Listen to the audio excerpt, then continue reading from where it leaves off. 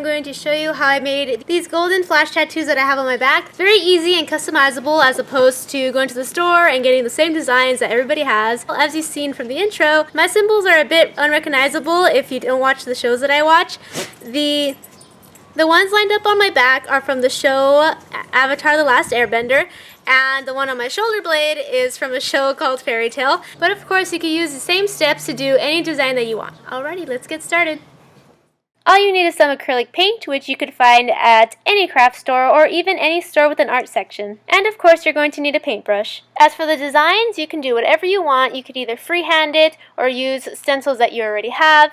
I decided that I wanted to make my own stencils, and I did that by printing out the designs that I wanted, and then using an X-Acto knife, I cut out the black part and made stencils. After I made the stencils, I got my sister to help me, and she decided that it'd be easier if she taped the stencil on me before she started to paint. That way it wouldn't move around.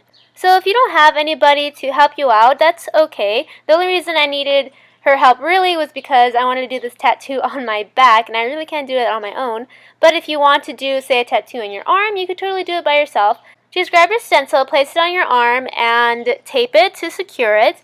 Then grab your paintbrush, dip into your acrylic paint, and lightly dab around the edges, like my sister is doing right here, making sure that none of the paint goes under the stencil because then it won't follow the shape, it'll just become a big blob. And after you've covered everything equally, then you're going to peel off the stencil, hopefully before the paint dries, because if the paint dries while the stencil is still on it, the stencil might actually rip off some of the paint and mess up your design.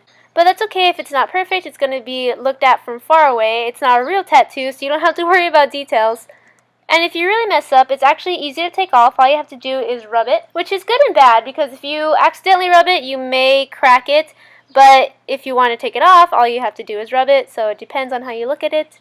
So just take care of your tattoo, and it should last all day. Mine certainly did. It wasn't until the day after I already slept on it, where my tattoos began to crack, and then I decided that I didn't want them anymore, so I just took a shower, and they came right off. So really, this technique is good for just one-day tattoos, which is still pretty good because the paint is cheap, it doesn't take too long to do it, and it lasts as long as you don't rub it off. And if it cracks, all you have to do is retrace it, which is, again, pretty quick.